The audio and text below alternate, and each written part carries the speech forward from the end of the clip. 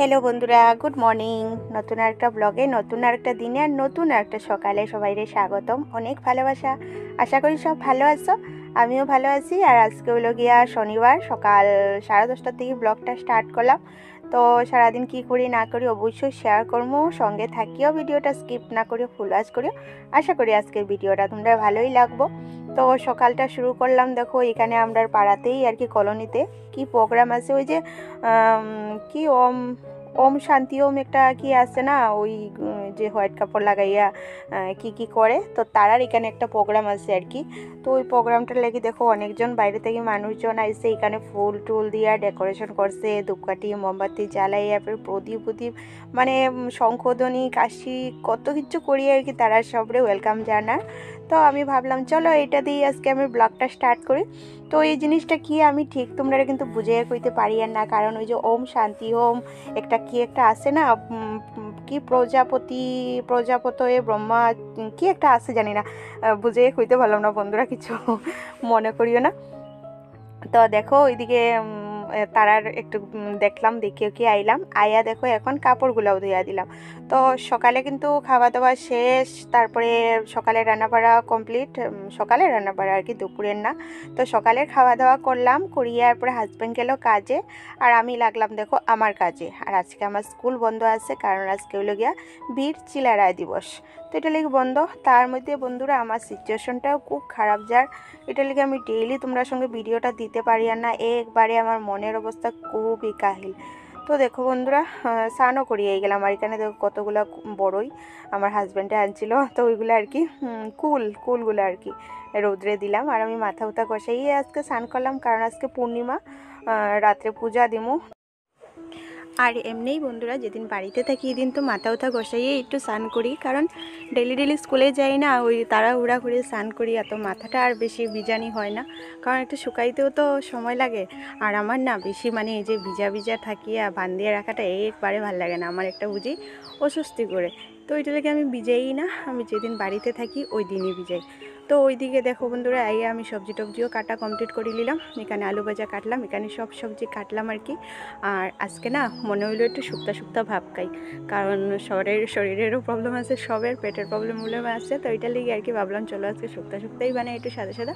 তো এখানে দেখো আলু ভাজা বসাইছি, আর তো ছোটো আলুগুলো ভাজা করি আর কিটা বসাইয়া এখন আলু ভাজা করা প্রায় আমার কমপ্লিটই। তো এখন তরকারিটাও বসাই দিব আর কি। এই যে দেখো তরকারিটাও বসাই দিচ্ছি। তো শুক্তা বানাইতে আমি কিন্তু ঠিক পারি না, তবে হাজব্যান্ডে কইয়া গেল আর কি যেরম বানানি যায়। তো আমি যেটা পারি না তারারে জিগাই করি। তো ওইদিকে তরকারিটা বসাইয়া দেখো ভাতও বসাই দিছি, ওইদিকে ভাত বসাইয়া। আর এখন ওই যে কাপড়গুলো ধুয়ে দিছিলাম, তো সব শুকাইছে না, যেগুলো শুকাইছে আর কি ওইগুলা উঠাই নিলাম। আর আমার ব্যাকগ্রাউন্ডে বন্ধুরা কোনো পাখির কি আওয়াজ শুনতে পারে না? এই যে শুনো, আরে আমি এখন এই যে দেখো, আমি কথা কইলে পাখিটা কথা কইয়া পাখিটা ডাকে। আর যখন আমি আওয়াজটা বন্ধ করি তখন কিচ্ছু ডাকে না। আর আমরা এখানে ট্রেনের সাউন্ডের তো আর মানে শেষ নেই, তোমরা হয়তো আমার সব ভয়েসের মধ্যেই শুনতে পারবা, ট্রেনের সাউন্ডটা সব সময়ই থাকে। তো এইটাই আর কি। তো দেখো বন্ধুরা, আমার ওই কাজ বাজ শেষ, রান্নাবান্না সবই কমপ্লিট আর কি।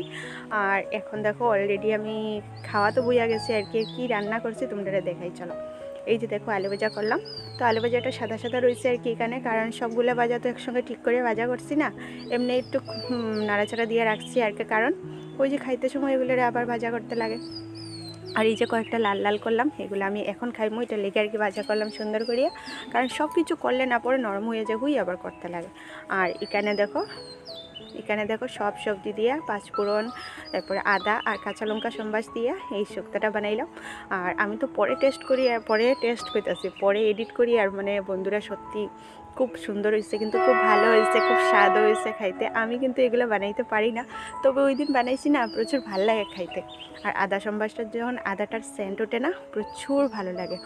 আর আমি তো বিকালে পূজা দিমু ঠিক আছে, কিন্তু নিরামিষই খাইয়া থাকি, আস্তা দিন উপাস করিয়া থাকি না, কারণ শুনলাম মানে যাতে পূজা ঘরে দেওয়া হইলে তখনকে উপাস টুপাস করিয়া থাকতে লাগে। আর এটা তো যেমন নিত্য পূর্ণিমার সেবা দিয়ে আর আমি, তো ওইটাতে নাকি উপাস না করিয়া থাকলেও হয়, তো সারাদিন উপাস করিয়া স্কুল করিয়া থাকা তো সমস্যাও হয়।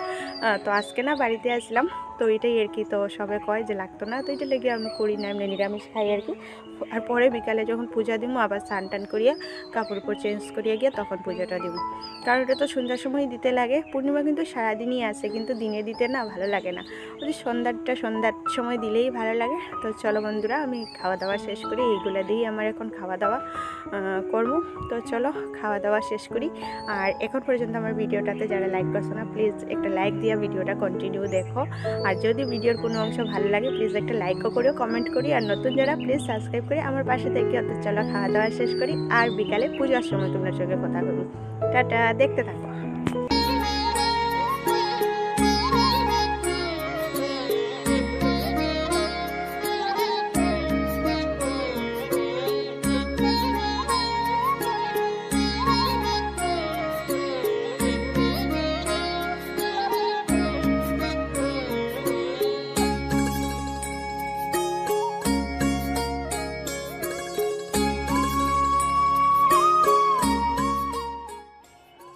শুভ সন্ধ্যা বন্ধুরা, সন্ধ্যাবাতি দিলাম, দিয়া দেখো ঠাকুর ঘরেও আইয়া গেলাম, কারণ আজকে তো পূর্ণিমা।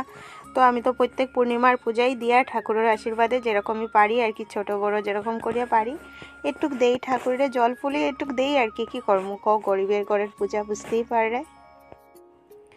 তো বেশি কিচ্ছুই আনছি না, শুধু সিন্নিটাই রেডি করলাম, আর ওই চেরি ফলগুলো আনছিলাম আর কি। তো ওইগুলা দিয়েই ঠাকুর দিমু।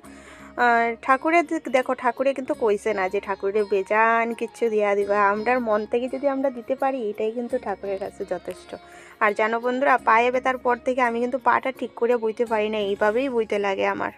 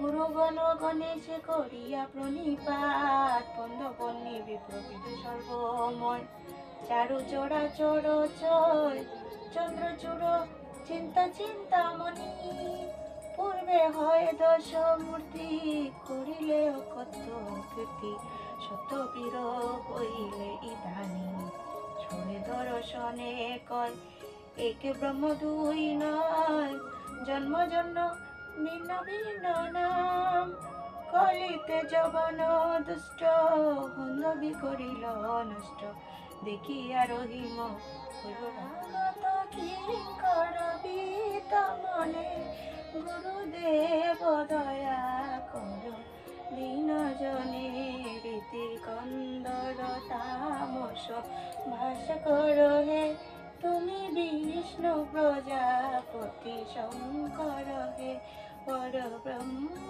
পরাৎপর বেদ বনে, গুরুদেব দয়া কর দীন জনে।